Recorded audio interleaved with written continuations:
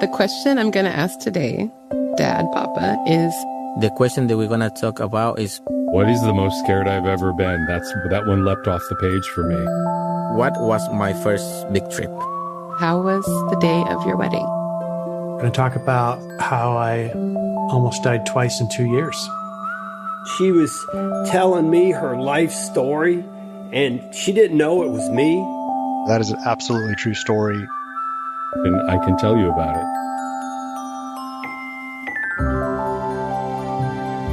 Welcome to the Storyworth Podcast.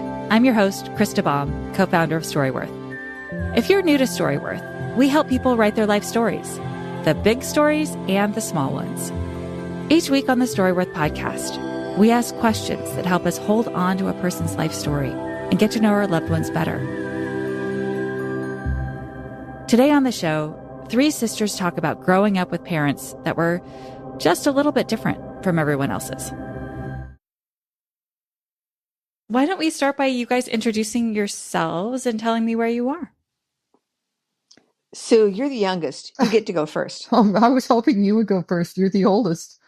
My name is Sue Speed, and I live in Excelsior Springs, Missouri, and I'm the youngest of the siblings. Then there's me, who is Jean Nee, and I live in north central Missouri. I'm in a rural community, and I am the third child. I'm Patricia, or Pat, or Bossy Pat, is known amongst the family, yep. Right, everybody? Yes. And I'm the oldest girl. So I live in the Boston area. I lived in the city for many years, but I'm living just outside the city these days. Okay, so you're the only sister that left Missouri, it sounds like. That's correct. Well, the question we're going to talk about or focus on today is, when did you first realize that your parents were different from other parents around you? Tell me about that. You know, I think for myself, when I was growing up, I always felt like my parents were like everybody else's parents. I did not see them as being different or unusual. And I think maybe I was 6 or 7, 8, somewhere in that vicinity, and neighborhood kids would make a comment. I remember one who had made a comment that her mother had said that my mother was deaf and dumb.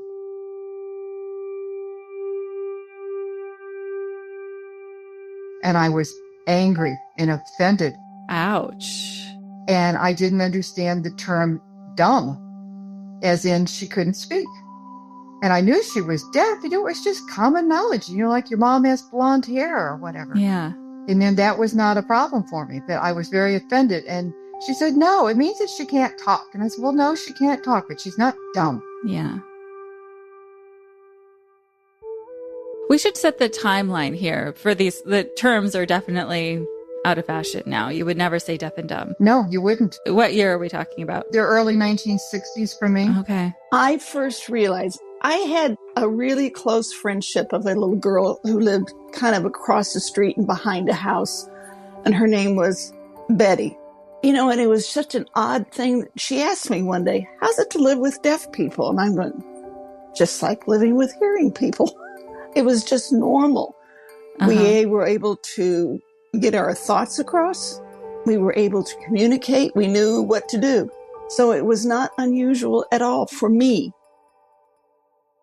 Our father, he lost his hearing when he was 20. So his situation was very different than our mother, who lost her hearing when she was 2. But our father felt very strongly that we children needed to be exposed to a lot of language. So he often had, we were integrated into our neighborhood, which was all hearing people. We were integrated into particularly, the family's life, the extended family. Tell me about your mom and dad. How did your father go deaf? What was his backstory? My father had bacterial meningitis when he was about 20 years old. He had, I don't know how much you know about that. It's pretty well controlled now with antibiotics and things, but it's a very severe infection of the nervous system, really. And it can kill you. It can make you blind. It can paralyze you. It can deafen you within hours of getting it. So he was, from what, anecdotally, came home sick in the afternoon, and by 6 o'clock that afternoon, he was totally deaf. Oh, wow. So it was quite a devastating thing for him. He grew up in Oklahoma City, and he had just been accepted, I guess, into what was then, this was 1930, the Air Force Academy. And he had been before that a barnstorming pilot. He was quite the guy. And of course, that ended all of that. And I think he must have had quite a struggle coming to acceptance of what his changed life was. I'm sure. His changed life also included that not only did he lose his hearing, but he lost probably half of his body weight. Yes. He had to learn how to walk again. He could not stand up and walk. When he was sick, he was sent out of the Oklahoma City proper and sent to what was called the pest hospital outside the city limits, where they put very contagious disease people, and there was really no expectation that you were going to come out alive. Wow. He lost so much weight that when he came home, his wristwatch that he had just gotten that would fit on your wrist would slide all the way up his armpit. When he came home, he wanted to learn how to walk. He was a very determined person, and he was embarrassed to go have anyone see him be so weak and not be able to walk. And he walked in between his parents' garage and the neighbor's garage, which is, 20, 30 feet apart, something like that. And he would practice in the dark walking, and he would bounce off of the two garages. So your dad could speak, so he could communicate. Did he learn to read lips? Because other people weren't doing sign language, right? Or was it all, did people write down what their thoughts were and then he would reply? How was he navigating the world? He would put his hand on a person's throat and his thumb on the vocal cords, and he could feel the vibration, read the lips, and he could figure out most of the time. Sometimes he was very creative and he put words in your mouth. And then when he met my mother, he learned to sign. Okay. I think my mother taught him sign language. Well, Jean, how about you? Do you know your mom's story? What happened to her when she was 2? She became very ill. She lost her hearing. She had spinal meningitis when she was 2. She went through a series of childhood illnesses. And I don't know much about the spinal meningitis, or the only thing I'm really sure about is when she went to St. Louis for the School for the Deaf, and she was taught how to do American Sign Language. Okay, so the sign language, not just finger spelling. She was... Right, which as she aged and she had a family, she really did not like to use that. And when we were out in public, we really did not do anything that would draw attention to her deafness. Correct. She was embarrassed about being deaf, and she didn't like people. She'd like to go out into the world and pretend that she was hearing.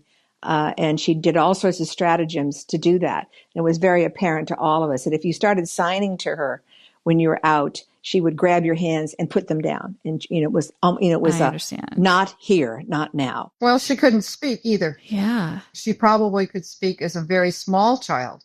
But then when she lost her hearing, she lost the speech along with that. We're talking about for her, 19, 15, 16, 17, and they didn't do that for children. Then in today's world, she would have been taught to speak.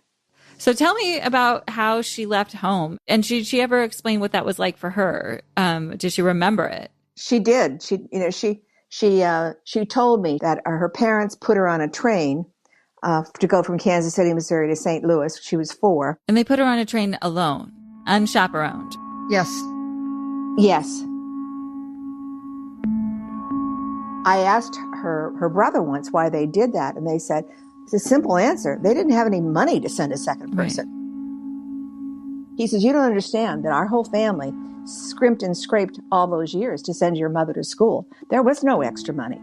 But they put her in charge of a conductor who was a friend of our grandfather, who happened to be an Irish immigrant who was a police officer in Kansas City. So, he knew people like that. And this conductor was supposed to escort him, but he didn't do a very good job of escorting a little girl. She said she had to go to the bathroom really, really bad. And she eventually wept the seat, and she was humiliated by the whole thing. Yeah. She couldn't be told where she was going or why, how long she'd be there.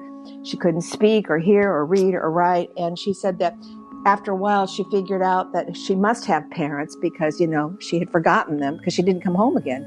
That maybe the janitor was her father and the cook was her mother. And that she said she thought that for a number of years. But you could imagine that sense of abandonment and, displacement. So she carried that with her all her life. Fear of being abandoned her whole life. Very much so. Yeah.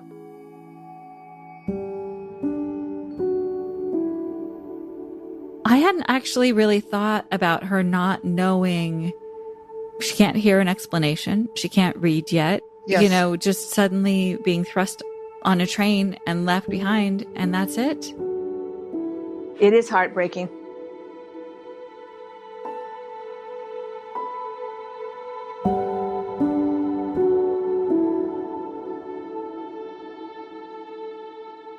How did your parents meet? My mother was involved in a deaf club in Kansas City, and she was actually had a starring role. There was a picture of her posted in the Kansas City, I don't know, Star, Times, whatever it was at that time.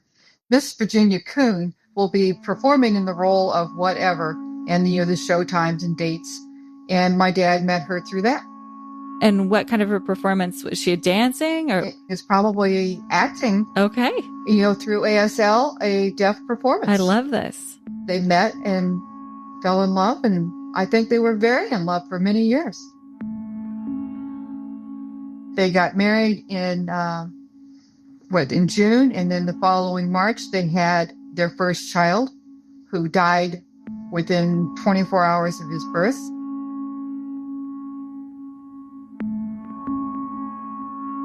Again, going back to her not being able to hear or understand. Nobody ever explained to her what happened. My father's family blamed her for the baby's death, that she didn't take good care of herself. Oh, that's so unfair. I know. I think that I've heard, and I don't know if this is true, that her family blamed her as well. Oh, my God.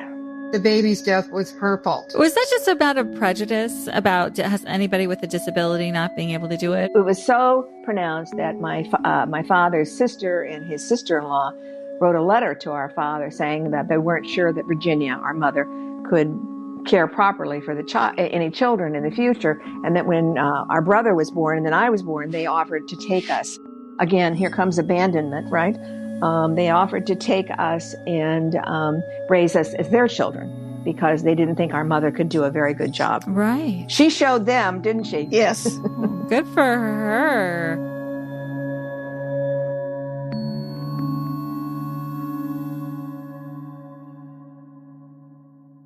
I am very curious about mothering strategies that she put into play.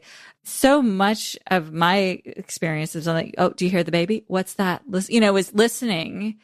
And also, you think about like if there's a chest cold, there's things that I just rely on. Maybe if I didn't have that sense, I would rely on other things. But how did she run her house with kids without being able to hear? Also, now that I have older kids, it's not so much what they're saying to me, it's how they're saying it to me. So I'm wondering how that worked in your house. Like, how did she mother? She was very physically close to all of us. When the baby was little, the crib was right beside her. She was pretty present with us all the time. I remember Mom as being very affectionate when I was really little. I remember her hugging and cuddling and, just being Mom. And then as I got older and into school, some of that, abandonment challenges, that's what I remember as a really little kid. And then, as I got into my bratty teenage years, she and I butted heads daily, and I just learned workarounds, because it was easy. She couldn't hear me, and she had, she didn't drive. She couldn't follow me. Did you ever take advantage of the fact that they couldn't hear? Oh, all the time. Oh, gosh, yes. I don't specifically. I know I used to play loud music, and it was great. And my friends were envious that I could play the music as loud as I wanted. I remember wanting to buy a record player in the worst way. And I had saved money to buy a record player and to buy some albums. The Beatles were out, and I loved them. And my God, you would have thought I would have buy a expensive car or something. It was just a big friggin' deal. Why? Why did you want that? She was one thing. I remember when I suppose we all took piano lessons. I did for sure. And God bless her. I remember going to piano recitals. In this little church hall. Of course, yeah. And my poor mom would be there sitting through all those interminable people playing tunes. And of course, you couldn't hear a peep of it. But I was proud to have her there and so thrilled she was there for me. And she would clap for us. I remember being very, I probably would never have expressed it that way as being touched, but I certainly was, and I certainly am today, of what an effort she put into being a good mom,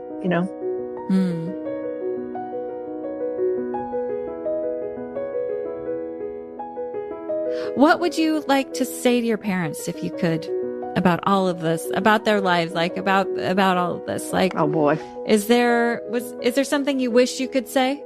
Thank you. Thank you. We miss you. We miss you terribly.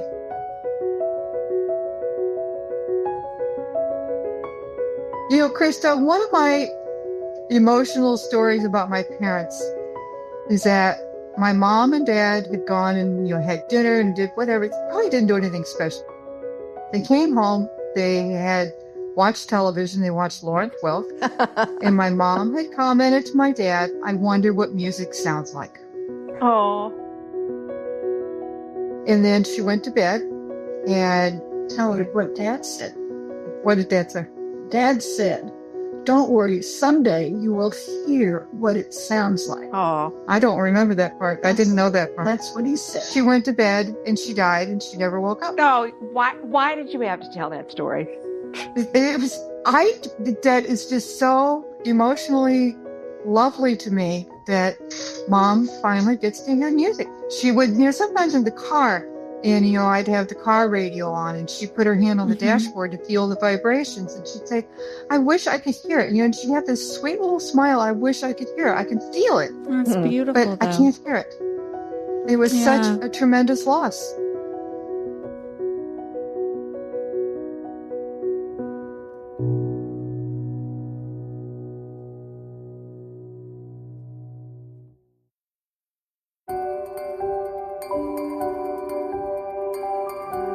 That's it for this episode of the Storyworth Podcast. I'm Krista Baum. Thank you so much for listening.